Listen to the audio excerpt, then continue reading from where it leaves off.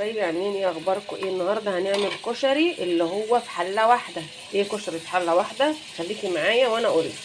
هنا انا جبت بصلتين كبار وقطعتهم شرايح كده زي ما انت شايفه، وحطيت زيت كتير وهحمره واوريكي من غير اي اضافات، مش هحط عليه اي حاجه، هحمره كده زي ما هو. بصل، بس البصله انا حطيت بس رشه ملح ورشه كمون، ابتدت تتحمر معايا. اروح شايلاه كل ده مصفياه كده وحطاه في الطبق. بصي انا صفيته كله اهو، مفضلش الا ايه الزيت اللي احنا حمرنا فيه. وده العدس، طبعا انا غسلته ونقعته ونقيته من اي حاجه تبقى فيه ماشي. ونفس الطاسه اللي انا حمرت فيها البصله اهي، وهزوده بقى شويه ميه، شويه ميه صغننين خالص تاخد غلوه، وبعد كده احط عليه الرز. بس زودت الميه علشان ايه؟ يا دوبك يغلي غلوه واحط الرز عليه واحدقه بقى، اظبطه يعني. استني كده اما ياخد غلوه واحده، غلوه، لان انا كده كده نقعاه ويا دوبك بتتقطم معايا، بس انا عايزه ايه العدسه تبقى مستويه ماشي. وادي البصلايه اهي، بصي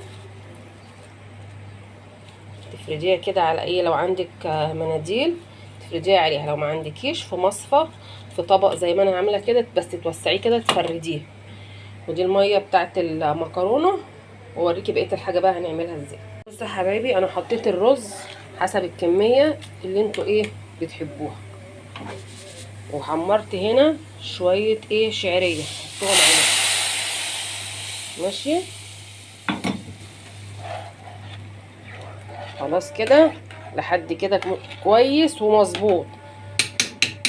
عملنا البصله حمرناه، حطينا العدس والرز وحمرت عليه شويه شعريه، وظبطت الملح بتاعه وهوطي عليه زي كأنك بتعملي رز عادي. وهنا انا مولعه الميه بتاعت ايه مكرونه. يلا يا حبايبي خليكم معايا واحده واحده. وبكده يا حبايبي يبقى الكشري بتاعنا بصي اهو، وده خلاص داخل على السوا. المكرونه بتاعتي اهي، والصلصه، صلصه حمرت توميه، انا ما بحطش خل، ممكن انت تحطي خل لو حابه، انا مش بحب الخل عشان ما اكلش الكشري كده ويحمي على الصدر يبقى حامي. انا بحط زي الفته، برضو الفته بتحط لها خل، لا انا مش بحط خل. انت عايزه تحط شويه خل بقى دي بمزاجك، الاختيار بتاعك. وادي البصله بصي، سامعه صوت الخرمشه كده. الاكل عندي خلاص يعتبر كشري خلص، وهي دي بتبقى اسرع كشري، والكشري بيبقى في حله واحده.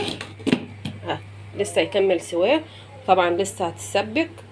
وخلاص المكرونه ممكن انت تعملي كذا نوع مكرونه، بس انا ما عنديش غير المكرونه الصغننه دي. ممكن تحطي سباكيتي بتبقى حلوه قوي مع المكرونه الصغيره، وكده تبقى الاكله الكشري دي في حله واحده ماشي يا حبايبي. وسهله جدا، ما خدتش ساعه بالسوا بكله يعني. والف هنا وشفا يا حبايبي، يا حبايب ام امير يا ايه يا عسل.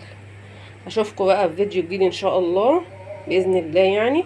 وده كشري سهل جدا وكشري سريع للمبتدئين وغير المبتدئين والله.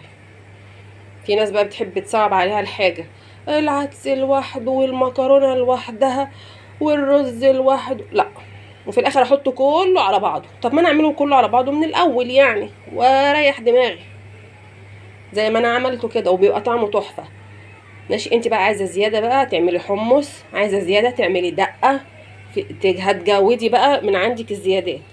انا الزيادات بقى دي مش مسموحه معايا دلوقتي يعني، ما جبتش حمص، وما بحبش الدقه البيضه دي، انا ما بحبهاش كده يعني.